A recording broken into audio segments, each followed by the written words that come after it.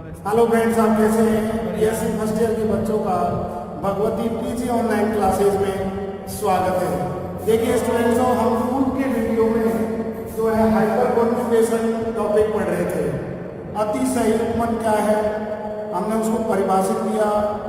जब बहु आबंध के आपके पाई इलेक्ट्रॉन व सी बॉन्ड एच सिग्मा इलेक्ट्रॉनों का सहयुग्मी होना और सी बॉन्ड एच सिग्मा बंधों का पाई इलेक्ट्रॉनों के साथ भी स्थानीकरण होना ही अतिशय युग्मन कहलाता है।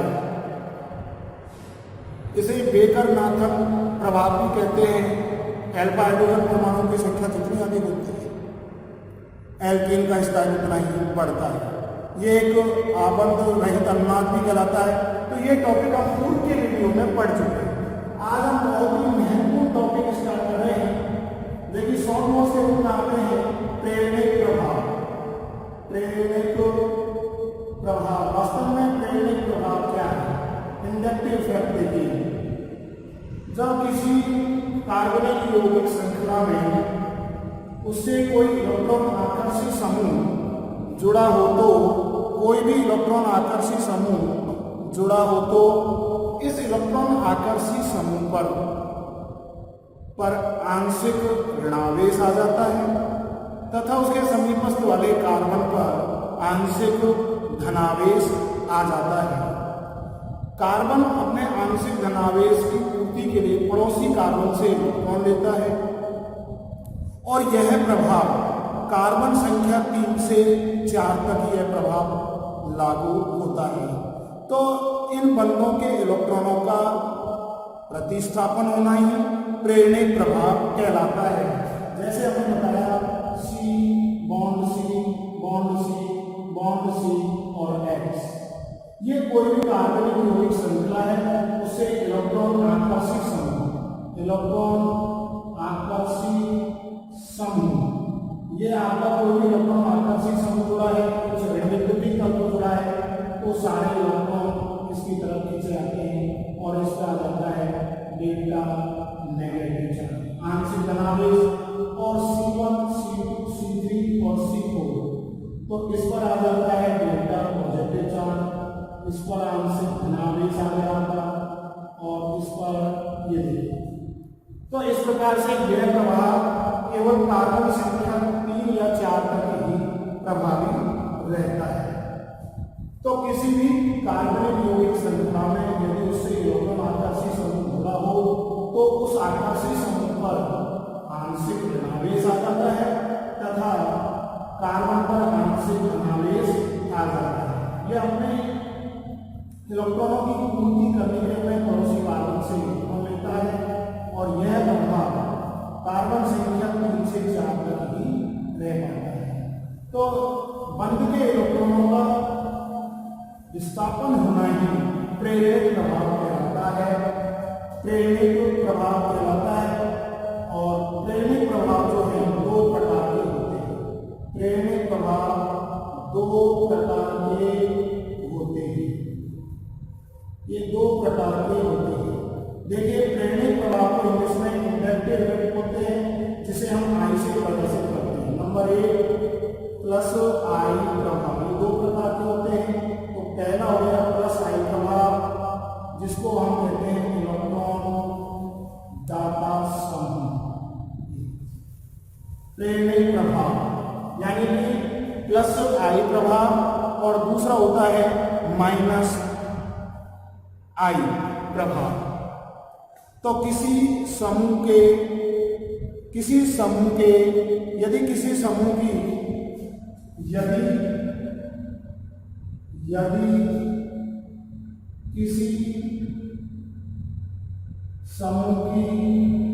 हाइड्रोजन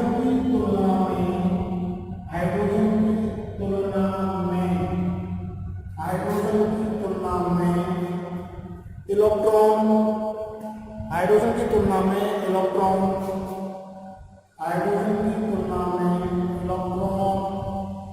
देने की प्रवृत्ति अधिक होती है तो इलेक्ट्रॉन देने की प्रवृत्ति अधिक होती है तो इसे प्लस आई समूह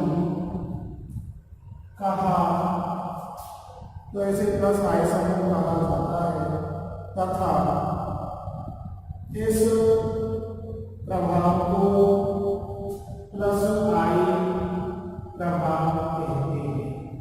ये यदि किसी समूह की कोई भी समूह हाइड्रोजन की तुलना में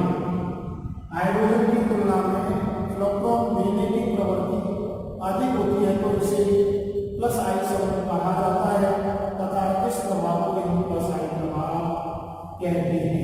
जैसे एग्जांपल देखिए आपका C bond CH3 bond CH3 bond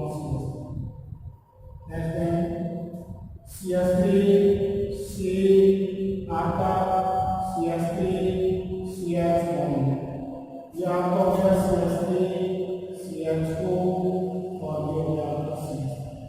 अब देखिए यहाँ एक मैट्रिक समूह है, ये दूसरा मैट्रिक समूह, ये तीसरा मैट्रिक, तो यहाँ पर प्लस 3 आई प्रभाव होगा, यहाँ पर प्लस 2 आई प्रभाव हो गए, इसका मान और कम हो गया, यहाँ बड़ा प्लस आई प्रभाव हो जाता और यहाँ छोटा प्लस आई प्रभाव। एल्किन समूह है तो छोटा प्लस आई प्रभाव है। तो इस प्रकार से हम प्रेरणिक प्रभाव के बारे में आपको बता रहे हैं। प्रेरणिक प्रभाव को जो है हम इंडक्टिव इफेक्ट भी कहते हैं। प्रेरणिक प्रभाव को हम इंडक्टिव इफेक्ट कहते हैं इंग्लिश में। वास्तव में प्रेरणिक प्रभाव क्या है तो हमने इसको परिभाषित किया, बंध के इलेक्ट्रॉनों का विस्थापन होना ही x की ओर वो आपका प्रेरणिक प्रभाव बनाता है, जिसे हम I से प्रदर्शित करते हैं। ये दो प्रकार के होते हैं। पहला है प्लस आई प्रभाव, यानी इलेक्ट्रॉन दाता समूह, यानी किसी समूह की हाइड्रोजन की तुलना में इलेक्ट्रॉन देने की प्रवृत्ति अधिक होती है तो इसे प्लस आई समूह कहा जाता है तथा इस प्रभाव को हम प्लस आई प्रभाव कहते हैं। ये एग्जाम्पल से हमने आपको बता दिया। दूसरा देखिए जो हम पढ़ेंगे वो है आपका माइनस आई प्रभाव, वो है आपका माइनस आई प्रभाव। ये देखिए माइनस आई प्रभाव। दूसरा आपका हो गया ये माइनस आई प्रभाव, यानी इलेक्ट्रॉन आकर्षी समूह। यदि किसी समूह की हाइड्रोजन की तुलना में इलेक्ट्रॉन आकर्षित करने की प्रवृत्ति, यदि किसी समूह की हाइड्रोजन की तुलना में इलेक्ट्रॉन आकर्षित करने की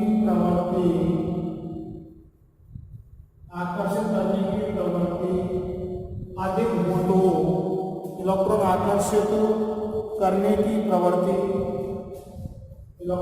आकर्षित करने की प्रवृत्ति अधिक हो तो इसे माइनस आई समूह कहा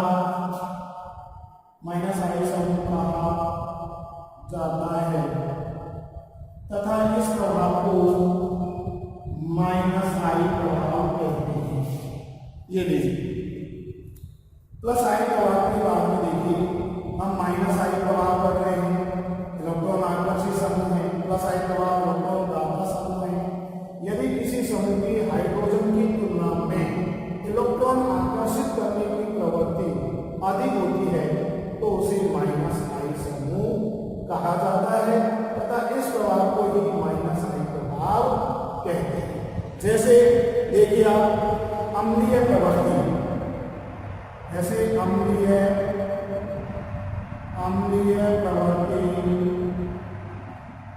माइनस आई बटे प्लस आई। अब देखिए यदि माइनस आई बढ़ेगा तो अम्लीय प्रवृत्ति बढ़ेगी।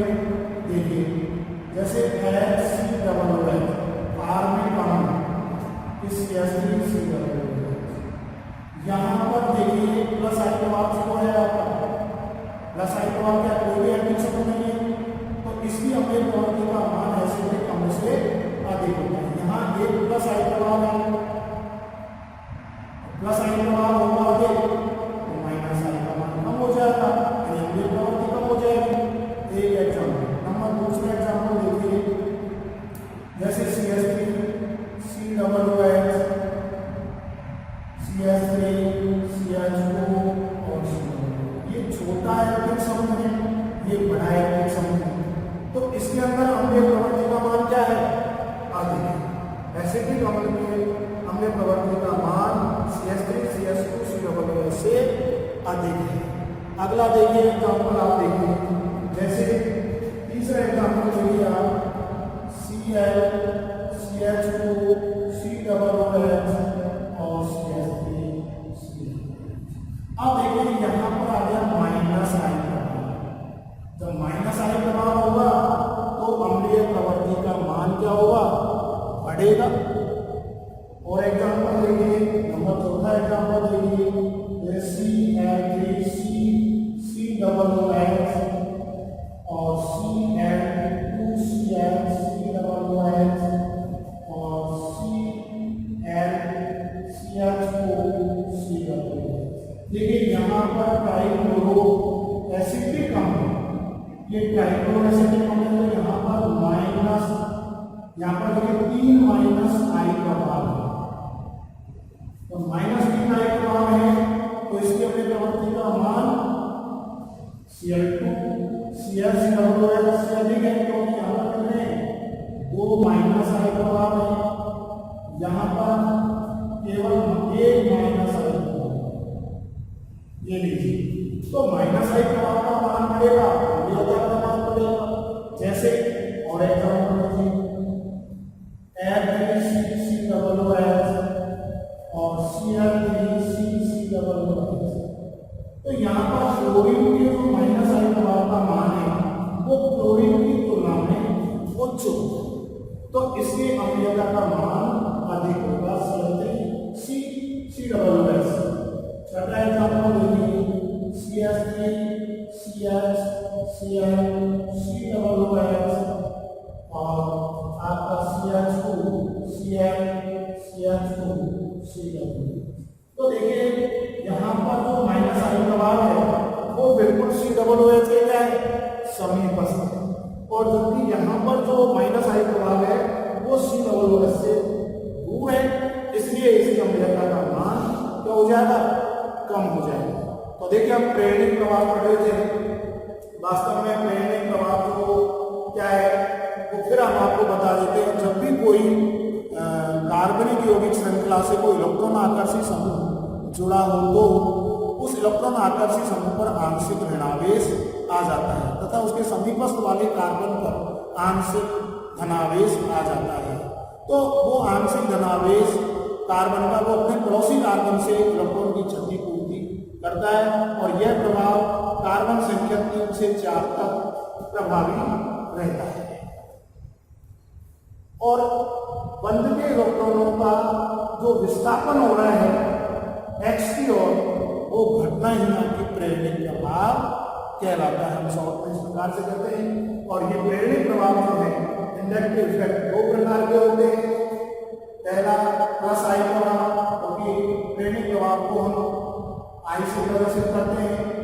हमने प्लस आई प्रभाव का यदि किसी प्लस आई प्रभाव का मतलब इलेक्ट्रॉन दाता समूह, यदि किसी समूह की हाइड्रोजन की तुलना में इलेक्ट्रॉन दान करने की प्रवृत्ति अधिक हो तो उसे हम आई समूह प्लस आई समूह कहा जाता है, तथा इस प्रभाव को हम प्लस आई प्रभाव कहते हैं, जो कि हमने तृतीय ब्यूटेन के अंदर देखा था, फिर आइसोप्रोपिल के अंदर देखा, फिर एथिल के अंदर सबसे कम और CH3 के अंदर सबसे कम। दूसरा है माइनस आई प्रभाव, इलेक्ट्रॉन आकर्षित समूह। यदि किसी समूह की हाइड्रोजन की तुलना में इलेक्ट्रॉन आकर्षित करने की प्रवृत्ति अधिक हो तो इसे माइनस आई समूह कहा जाता है, तथा इस प्रभाव को माइनस आई प्रभाव कहते हैं। अम्लीय प्रवृत्ति बढ़ेगी, कब बढ़ेगी? तब माइनस आई दबाव का मान बढ़ेगा।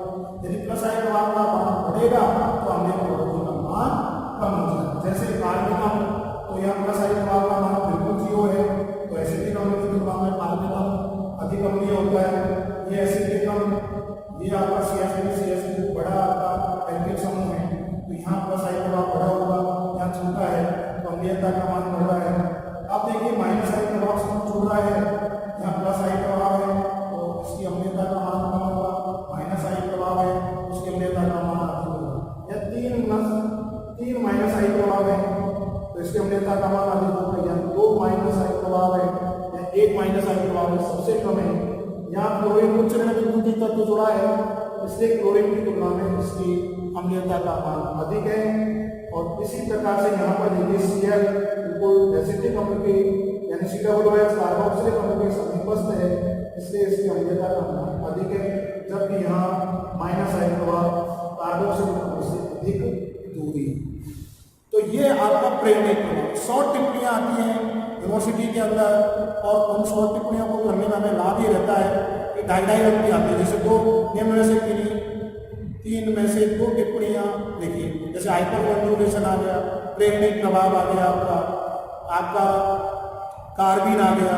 तो इस प्रकार से हम स्टूडेंट के अंदर ये छोटे छोटे टॉपिक पढ़ रहे हैं, जिनमें 100 नोट्स आपके 100 टिप्पणी के रूप में ये यूनिवर्सिटी के अंदर ये प्रश्न आते रहते हैं। तो ये आपका इंडक्टिव इफेक्ट टॉपिक आपका फिनिश हो गया। अब इसके बाद में हम दूसरा टॉपिक जो पढ़ेंगे वो है अंतर्निहित यौगिक, जो ये भी बहुत ही आपका इंपॉर्टेंट टॉपिक है, अंतर्निहित यौगिक। देखिए अंतर्निहित यौगिक का प्रेरणिक प्रभाव के बाद में अंतर्निहित या समावेश यौगिक, वेरी वेरी इंपॉर्टेंट टॉपिक देखिए स्टूडेंट्स। अंतर्निहित यौगिक में देखिए आपका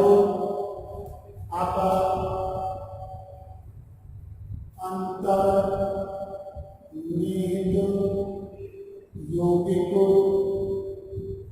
या समावेश, बहुत ही इंपॉर्टेंट है अंतर्निहित या समावेश यौगिक नाम से पता। देखिए अंतर्निहित या समावेश यौगिक, देखिए जब किसी भी यौगिक, जब कोई भी यौगिक चालक अवस्था में होता है तो उसके मध्य में रिक्त स्थान रह जाता है। उस रिक्त स्थान के अंदर कोई अन्य पदार्थ या अणु का व्यवस्थित हो जाना ही आपका अंतर्निहित या समावेश यौगिक कहलाते हैं, जिन्हें हम मेजबान या मेहमान के रूप में प्रदर्शित करते हैं। जालक में के अंदर जो कोई भी आपका जो अणु आया है उसके मध्य में, जालक और उस अणु के मध्य में किसी प्रकार की रासायनिक अभिक्रिया और रासायनिक बंध नहीं बनना चाहिए। तो इस प्रकार से हम ये अंतर्निहित यौगिक या समावेश यौगिक, कोई भी यौगिक है, फिर सुन लीजिए, किसी भी यौगिक के अंदर या कोई भी यौगिक, जब कोई भी यौगिक अपनी जालक अवस्था में होता है, जब कोई भी यौगिक अपनी जालक अवस्था में व्यवस्थित होता है तो उसके मध्य में रिक्त स्थान रह जाता है। उस रिक्त स्थान में किसी अन्य पदार्थ या अणु का व्यवस्थित हो जाना ही आपके अंतर्निहित या समावेश यौगिक कहलाते हैं, जिन्हें हम मेजबान या मेहमान के रूप में प्रदर्शित करते हैं। मेजबान या मेहमान के रूप में प्रदर्शित करते हैं। जालक तथा उसमें आने वाले अणु के मध्य में, जालक तथा उसमें आने वाले अणु के मध्य में किसी प्रकार का कोई केमिकल बॉन्डिंग या केमिकल रिएक्शन नहीं होनी चाहिए, तो वो आपके अंतर्निहित यौगिक कहलाते हैं। अंतर्निहित यौगिक या समावेश यौगिक, जब किसी भी यौगिक, जब कोई भी यौगिक जालक अवस्था में व्यवस्थित होता है तो उसके मध्य में रिक्त स्थान रह जाता है। इस रिक्त स्थान में किसी अन्य पदार्थ या अणु का व्यवस्थित हो जाना ही अंतर्निहित यौगिक या समावेश यौगिक कहलाते हैं, जिन्हें हम मेजबान या मेहमान के रूप में प्रदर्शित करते हैं। जालक तथा उसमें आने वाले उनके मध्य में कोई भी रासायनिक अभिक्रिया या रासायनिक बंध नहीं बनना चाहिए। तो ये दो प्रकार के होते हैं, ये मुख्य रूप से दो प्रकार के होते हैं। दो प्रकार, देखिए नंबर 1 है आपका नाल या वाहिका यौगिक, नाल या वाहिका यौगिक, नाल या वाहिका यौगिक। देखिए जब आपका मेजबान अणु इस प्रकार से व्यवस्थित हो, नाल या वाहिका यौगिक में मेजबान जो मेजबान कर रहा है, मेजबान अणु इस प्रकार से व्यवस्थित हो कि वे एक लंबी नलिका नुमा संरचना बना ले, लंबी नलिका नुमा संरचना बना ले, जिसमें आने वाला रिक्त स्थान भी इसी आकृति का होता है। उसके अंदर जो रिक्त स्थान भी इसी प्रकार से हो जिससे मेहमान अणु आकर उसमें व्यवस्थित हो जाए, मेहमान अणु इनमें आकर व्यवस्थित हो जाए तो ऐसे यौगिक बन जाते हैं। यानी हमारा नाल या वाहिका यौगिक क्या है, मेजबान अणु इस प्रकार से व्यवस्थित हो, वो लंबी नलिका संरचना के रूप में व्यवस्थित हो और लंबी नलिका के संरचना के रूप में व्यवस्थित हो और इस प्रकार की आकृति बने उसके अंदर कि जो मेहमान अणु है वो भी उसमें आकर के लंबी नलिका की संरचना में व्यवस्थित हो जाए। जैसे सीधी श्रृंखला वाले, जैसे एग्जाम्पल हम समझे, सीधी श्रृंखला वाले आपके एल्डिहाइड, एल्कोहल, सीधी श्रृंखला वाले एल्डिहाइड और एल्कोहल की उपस्थिति में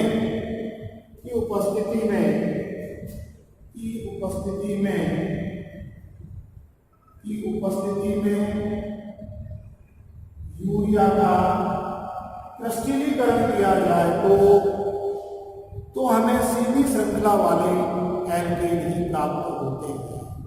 सीधी श्रृंखला वाले एल्केन यौगिक ही बनते हैं, न कि साकित वाले। तो इस प्रकार से हम साकित व असाकित एल्केनों में अंतर कर सकते हैं। सीधी श्रृंखला वाले हमें एल्केन ही प्राप्त होते हैं, साकित वाले एल्केन हमें प्राप्त नहीं हो सकते। इस प्रकार से हम साकित व असाकित एल्केनों में अंतर कर सकते हैं।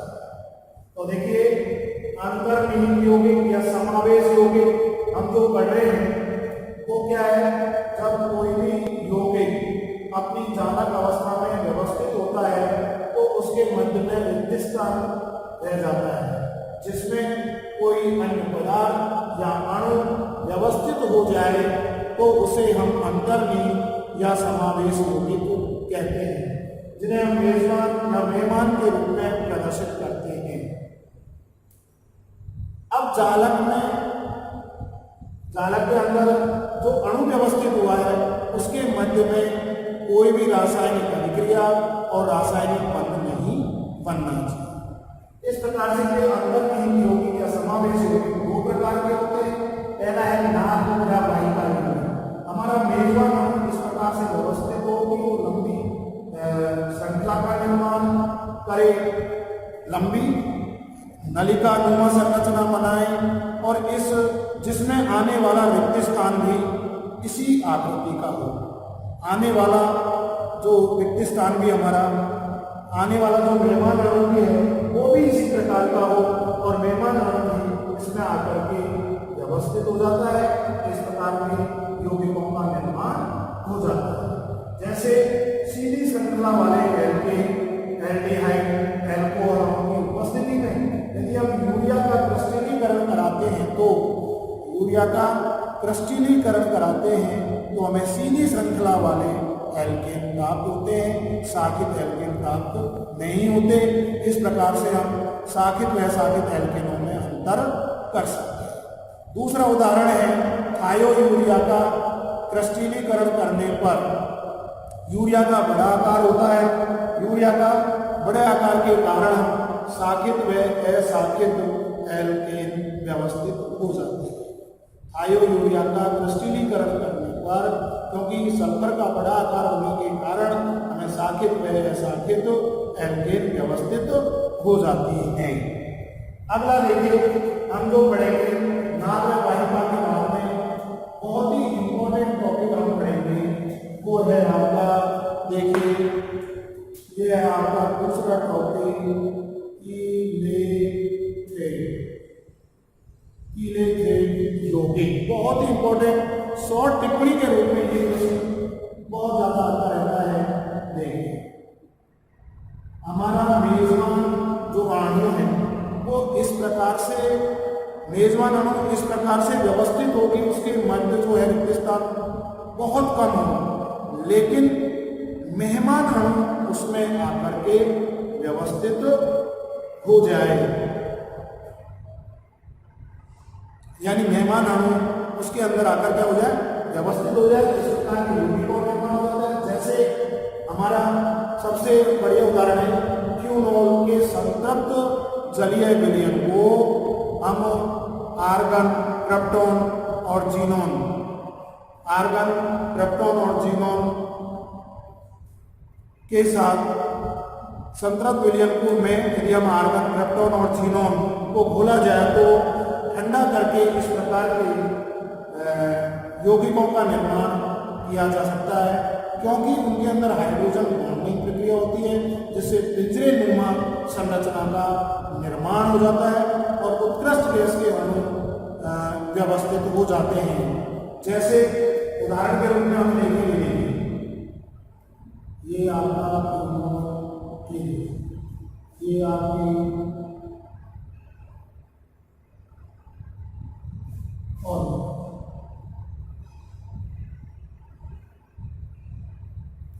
ये हो गया आपका O बॉन्ड H, ये हो गया आपका HO और ये हो गया O बॉन्ड H आपका बॉन्ड O बॉन्ड H और ये आपका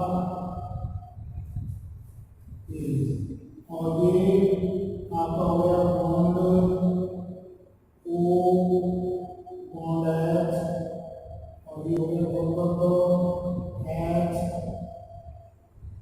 बॉन्ड O और ये हो गया आपका, देखिए ये O और ये बॉन्ड H और इसके अंदर ये आता है। तो इस प्रकार से ये आपका मेजबान अणु के अंदर छोटे से रिक्त स्थान में आकर के अक्रिय गैस का व्यवस्थित हो जाना ही, मेहमान अणु का व्यवस्थित हो जाना ही, ये घटना किसके कारण हो गई, हाइड्रोजन बॉन्डिंग के तीनों के अंदर हाइड्रोजन बंध बनने के कारण एक पिंजरा निर्माण संरचना का निर्माण हो जाता है। बहुत ही इंपॉर्टेंट है, एग्जाम्पल आपको संरचना बनानी है तो देखिए फिर से हम आपको बता देते हैं। जब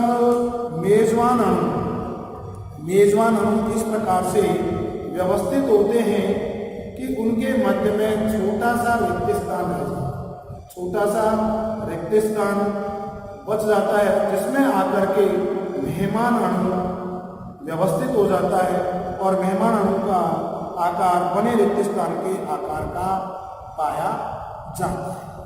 यानी मेजबान जो अणु है, मेजबान अणु इस प्रकार से व्यवस्थित हो कि उसके मध्य में रिक्त स्थान बहुत कम रहे और उस रिक्त स्थान के अंदर हमारा जो मेहमान अणु है वो उसमें आकर के व्यवस्थित हो जाए। तो इस प्रकार के यौगिकों का निर्माण होता है। जैसे उदाहरण के रूप में जब क्यूनोल के संतृप्त जलीय विलयन, जब क्यूनोल के संतृप्त जलीय विलयन को आर्गन, क्रिप्टोन, जीनोन, संतृप्त जलीय विलयन में आर्गन, क्रिप्टोन, जीनोन को घोला जाता है तो ठंडा करके इसके क्रिस्टल बनाए जाते हैं। बनाने पर ऐसे यौगिक बन जाते हैं, ऐसे यौगिक बन जाते हैं क्योंकि इनके अंदर जो है हाइड्रोजन बॉन्डिंग क्रिया होती है, क्योंकि इनके अंदर जो है वो हाइड्रोजन बंध का निर्माण होता है और हाइड्रोजन बंध का निर्माण होने के कारण एक पिंजरानुमा संरचना बना लेते हैं, जिससे उत्कृष्ट गैस के अणु व्यवस्थित हो जाते हैं। दूसरा एग्जाम्पल देखिए, यूरिया तथा हाइड्रोकार्बन संकुल भी ऐसी ही संरचना बना लेते हैं। यूरिया तथा हाइड्रोकार्बन संकुल भी ऐसी ही संरचना बना लेते हैं। तो देखिए स्टूडेंट्स, आज की वीडियो में हमने आपको दो टॉपिक पढ़ाए, रैनिक प्रभाव और अंतर्निहित या समावेशी, दोनों ही शॉर्ट टिप्पणी के रूप में आते हैं। धन्यवाद। अगले वीडियो में हम आपको अगला टॉपिक पढ़ाएंगे।